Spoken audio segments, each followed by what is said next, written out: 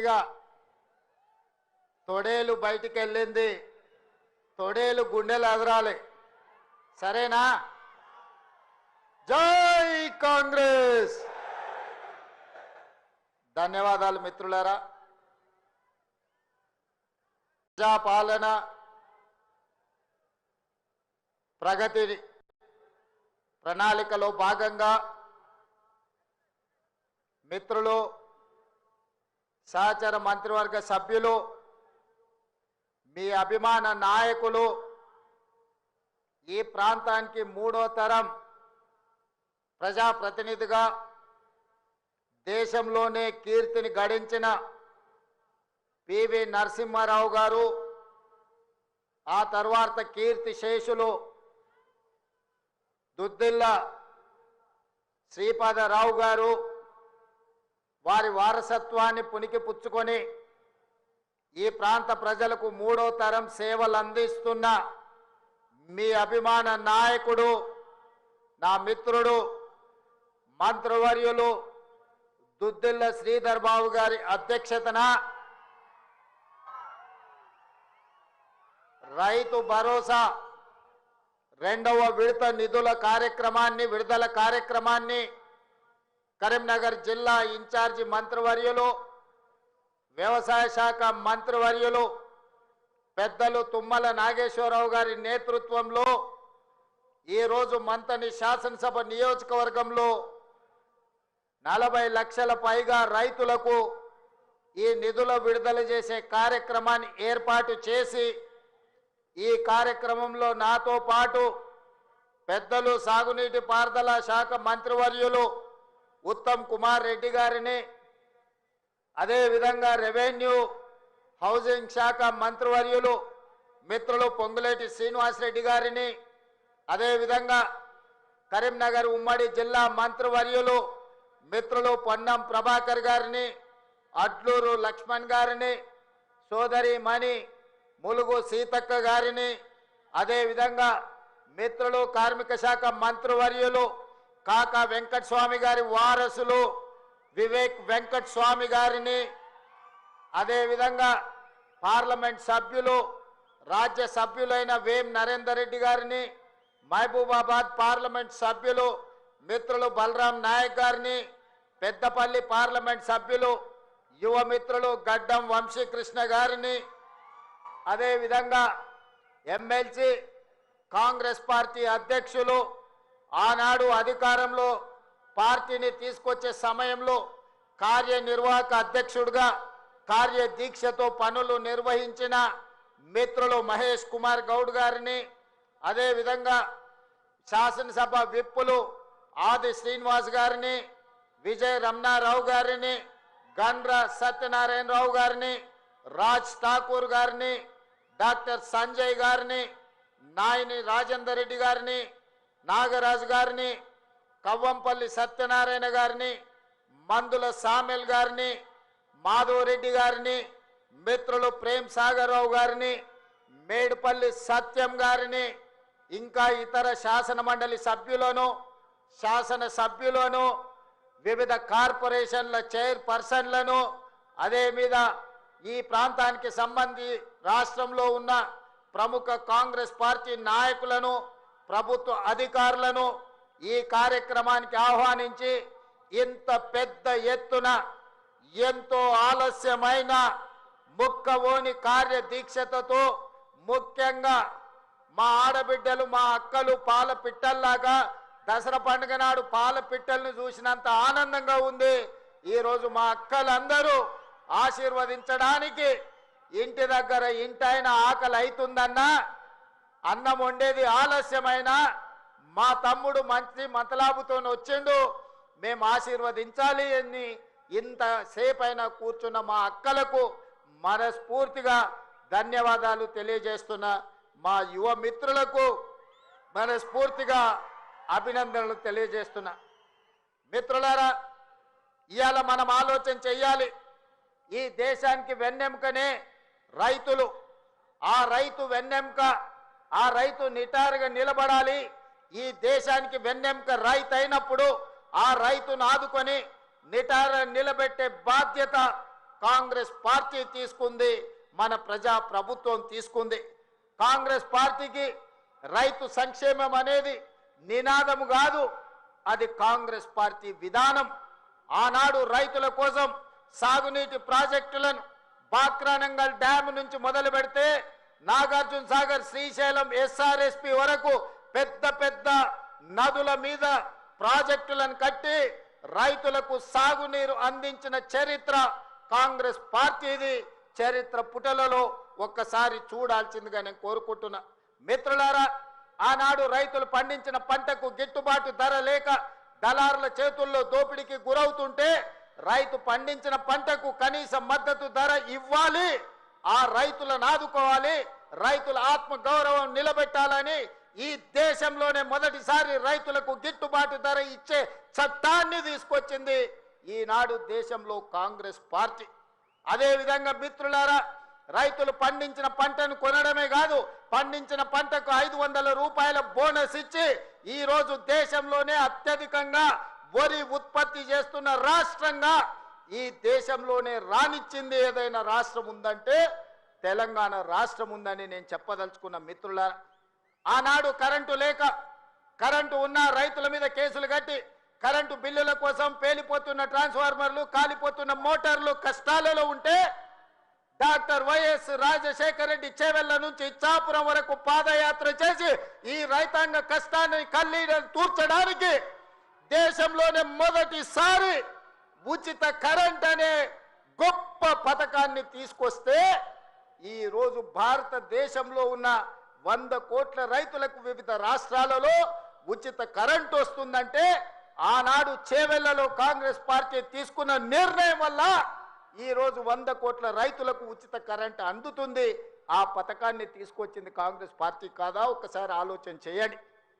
మిత్రులారా, ఉచిత కరెంటే కావచ్చు, కనీస మద్దతు ధరే కావచ్చు, 500 రూపాయల బోనసే కాదు, అప్పుల్లో మునిగిపోయి ఆత్మహత్యలకు పాల్పడుతున్న రైతుల కోసం రైతు రుణమాఫీ చేయాలన్న ఆలోచనతోని ఆనాడు డాక్టర్ మన్మోహన్ సింగ్ గారు ఒక్క కలం పొడితో 72,000 కోట్ల రూపాయల రైతు రుణమాఫీ చేసి దేశం మొత్తం మీద రైతులను రుణ విముక్తులు చేసిన చరిత్ర ఆనాటిదైతే, ఈనాటి ప్రజా పాలనలో ప్రతి రైతుకు 2 లక్షల రూపాయల వరకు రుణమాఫీ చేస్తామని ఆనాడు నేను సమ్మక్క సారలమ్మ సాక్షిగా ములుగు నియోజకవర్గం నుంచి పాదయాత్ర మొదలు పెడితే మా మిత్రుడు ఉప ముఖ్యమంత్రి వర్యులు బట్టి విక్రమార్క గారు బోధు శాసనసభ నియోజకవర్గం ఆదిలాబాదులో నుంచి ఖమ్మం వరకు పాదయాత్ర చేసినప్పుడు 2 లక్షల రూపాయల రుణమాఫీ చేస్తామని మాటిచ్చి నేను మా మిత్రుడు బట్టి విక్రమార్క గారు తెలంగాణ రైతాంగానికి మాట ఇస్తే సంవత్సరం తిరిగే లోపలనే 25,35,000 మంది రైతులకు 21,000 కోట్ల రూపాయల రైతు రుణమాఫీ చేసి రైతులను రుణ విముక్తులను చేసిన చరిత్ర ప్రజా పాలన కాంగ్రెస్ పార్టీది. ఈ రోజు దేశానికే మనం ఆదర్శంగా నిలబడ్డాం. మిత్రులారా, ఇవాళ ఆనాడు చెప్పిన మాటలు కాదు, చెప్పినవే అదే విధంగా ఈనాడు రైతు భరోసా పథకం 9 రోజుల్లో 9,000 కోట్ల రూపాయలు పోయినసారి రైతు ఖాతాల్లో వేసి తుమ్మల నాగేశ్వరరావు గారి అధ్యక్షతన రైతులకు రైతు భరోసా వేసినాం. ఈనాడు కూడా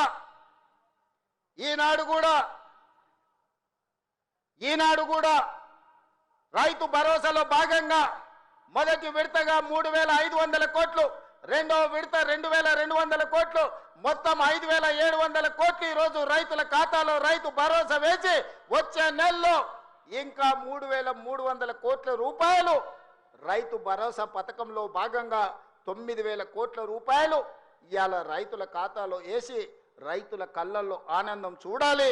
వ్యవసాయం దండగ కాదు, వ్యవసాయం పండుగ చేయాలని ఒక గొప్ప సంకల్పంతో ఈనాడు ఇక్కడ మనం ఈ కార్యక్రమం తీసుకున్నాం. మిత్రులారా, ఇంత మంచి పండుగ కార్యక్రమం చేసుకుంటూ రైతులను ఆదుకుంటూ రైతుల కష్టాలు తీర్చుకుంటూ సాగునీటి ప్రాజెక్టులు పూర్తి చేసుకుంటూ రైతుల అవసరాలు ఏమున్నాయో అడుగుతూ ఇల్లు తిరుగుతూ రైతులు పండించిన సన్న వడ్లను ఈనాడు పేదలకు 3,15,00,000 మంది తెలంగాణ బిడ్డలకు ఇవాళ సన్న బియ్యం, తెలంగాణ పండించిన బియ్యాన్ని ఇవాళ పేదలకు అందిస్తున్నాం. ఎక్కడైనా ఏ రాష్ట్రంలో అయినా ఈ భారతదేశంలో స్వతంత్రం వచ్చి 75 సంవత్సరాలలో నేను ఇవాళ సూటిగా సవాలు విసురుతున్నా. గొప్పలు చెప్పుకునేటోళ్ళు, జబ్బలు చర్చుకునేటోళ్ళు, తొడలు కొట్టుకునేటోళ్లకు సూటిగా నేను సవాలు విసురుతున్నా. ఎన్నడైనా కలలో కూడా మీరు పేదవాళ్ళకు సన్న బియ్యం ఇవ్వాలి. ఈ సన్న బియ్యం తల్లిదండ్రులు కన్న తల్లి తన బిడ్డకు, సంటి బిడ్డకు బుక్కడు బువ్వ తినిపించే పథకం ఎన్నడైనా మీరు ఆలోచన చేసిండ్రా? మీరు గడిలలో ఉండి సన్న బియ్యం తింటుంటే, దావతులు చేసుకుంటుంటే, బిర్యానీలు తింటుంటే, పేదవాళ్లకు దొడ్డు బియ్యం ఇస్తే వాటిని తినలేక పశువులకు దానా పెడుతుంటే ఎప్పుడైనా మీకు వాళ్ళ పట్ల కనికరం కలిగిందా అని నేను అడుగుతున్నా. ఇవాళ నేను అడుగుతున్న మిత్రుల ఈ వేదిక మీద నుంచి ఒక ఆయన అంటున్నాడు, ఇంతకాలం శ్రీధర్ బాబు గారు, అడ్లూరు లక్ష్మణ్ గారు అనేవాళ్ళు ఆయన పెద్ద మనిషి అని. ఇక ఆయన పెద్ద ఆయననో కాదో నాకైతే తెలియదు, కానీ ఆయన అంటున్నది ఏందయ్యా అంటే ప్రజాపాలన పోవాలి, పాపాల భైరవుడు రావాలంట. నేను అడుగుతున్న మా మిత్రులను, ప్రజాపాలన ఎందుకు పోవాలి? ఫామ్ హౌస్ల బండుకున్న పాపాల భైరవుడు ఎందుకు అధికారంలోకి రావాలి అని నేను అడుగుతున్న ఈ వేదిక మీద నుంచి. ప్రజాపాలన ఆ పెద్ద ఆయననో, వాళ్ళ తాతనో, వాళ్ళ ముత్తాతలో తెస్తే రాలేదు. ఈ ప్రజాపాలన వచ్చింది లక్షలాది మంది కాంగ్రెస్ పార్టీ కార్యకర్తలు త్యాగం చేసి తమ రక్తాన్ని చెమటగా మార్చి భుజాలు కాయలు కాసేలా మువ్వన్నెల జెండాను మోస్తే ఈనాడు ప్రజాపాలన వచ్చింది. నీ నెత్తి మీద దరిద్రం ఉండి నువ్వు జగిత్యాలలో ఓడిపోతే, ప్రజలు తిరస్కరిస్తే, నీకు మంత్రి పదవి ఇవ్వకపోతే ప్రజాపాలన పోవాలనా? ఇవాళ నిన్ను పెద్ద మనిషి అని మేము పిలవాలనా? పెద్ద మనిషి అని పిలిపించుకునే అర్హత నీకు ఉన్నదా అని నేను ఈ వేదిక మీద నుంచి అడుగుతున్నా. నేను అడుగుతున్నా, ఇవాళ పెద్ద మనిషిని ప్రజాపాలన ఎందుకు పోవాలి, పాపాల భైరవుడు అధికారులు ఎందుకు రావాలో నువ్వు జవాబు చెప్పాలి. నీ పదవి కోసం, నీ అధికారం కోసం, నీ ఆకాంక్ష కోసం ఆనాడు 1983 చరిత్ర వెనక్కి వెళ్ళి ఆయన పుట్టు పూర్వతరాలు పుట్టు మచ్చలు ఇవ్వాలి. ఈ వేదిక మీద నుంచి నేను చెప్పదలుచుకున్నా. ఆయన నీతేంది, ఆయన జాతేంది, ఆయన దోస్తేందో ఇవాళ మీ అందరి ముందర నేను విజ్ఞప్తి చేయదలుచుకున్నా. మిత్రులారా, 1983లో తుమ్మల నాగేశ్వరరావు గారు సజీవ సాక్షి. ఆనాడు అన్న పెద్దలు నందమూరి తారక రామారావు గారు యువ న్యాయవాదిగా జగిత్యాలలో న్యాయవాది పదవిని బాధ్యత నిర్వహిస్తుంటే పిలిచి భుజం తట్టి నీకు ఎమ్మెల్యే టికెట్ ఇచ్చి నీకు ఎక్సైజ్ శాఖ మంత్రి ఇస్తే సంవత్సరం తిరిగే లోపలనే అన్న ఎన్టీఆర్ను వెన్నుపోటు పడిచి నాదెండ్ల భాస్కరరావుతోని జట్టు కట్టిన నువ్వు నాదెండ్ల భాస్కరరావు సోపతిని వదిలి కాంగ్రెస్ పార్టీలకు వచ్చి 40 సంవత్సరాలు పూర్తయింది.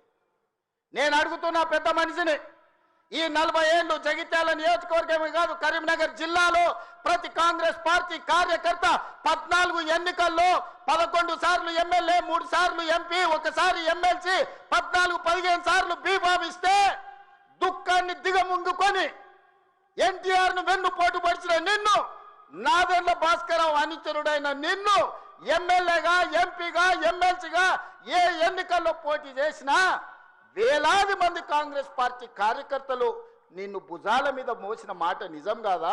పల్లకిలో అసెంబ్లీకి పంపిన మాట నిజం కాదా? మిత్రులారా, 40 ఏళ్ళు నీ కోసం, నీ పదవి కోసం, నీ కుటుంబంలో జడ్పీటీసీ, ఎంపీపీ ఏ పదవి వచ్చినా నీ కుటుంబానికి ఇచ్చుకున్నా జగిత్యాల కాంగ్రెస్ పార్టీ కార్యకర్తలు మౌనంగా నీ కుటుంబానికి ఊడిగం చేసిన మాట నిజం కాదా?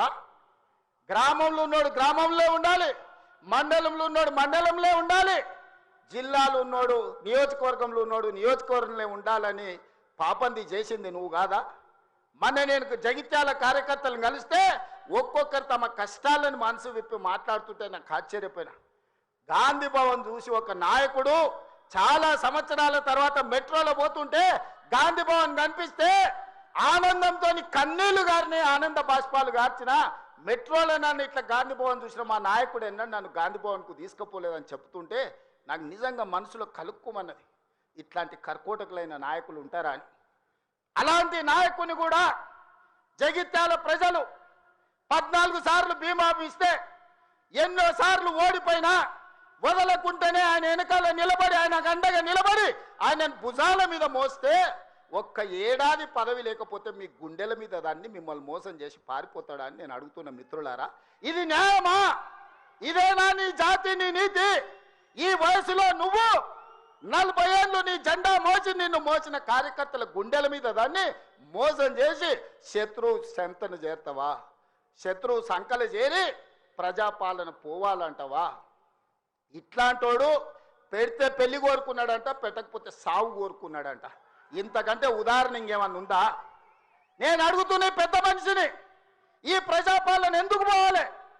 10,000 కోట్ల రూపాయల ఆడబిడ్డలకు మహాలక్ష్మి పథకం ద్వారా ఆర్టీసీలో ఉచితంగా అమ్మవారిని దర్శించుకోవాలన్నా, అమ్మగారి ఇంటికి పోవాలన్నా, మా అక్కలందరినీ ఆర్టీసీలో ఉచితంగా ప్రయాణం ఇచ్చినందుకు ప్రజాపాలన పోవాలనా? తెలంగాణ ఉద్యమంలో సమిధలైన శ్రీకాంతాచారి, వేణుగోపాల్ రెడ్డి, ఈశాన్ రెడ్డి, కానిస్టేబుల్ కిష్టయ్య ఆదర్శంగా మొదటి సంవత్సరంలోనే 70,000 ప్రభుత్వ ఉద్యోగాలు ఇచ్చి గ్రూప్ 1, గ్రూప్ 2, గ్రూప్ 3, గ్రూప్ 4 డాక్టర్లను, ఇంజనీర్లను 70,000 ప్రభుత్వ ఉద్యోగాలు ఇచ్చినందుకు ఈ ప్రజాపాలన పోవాలనా?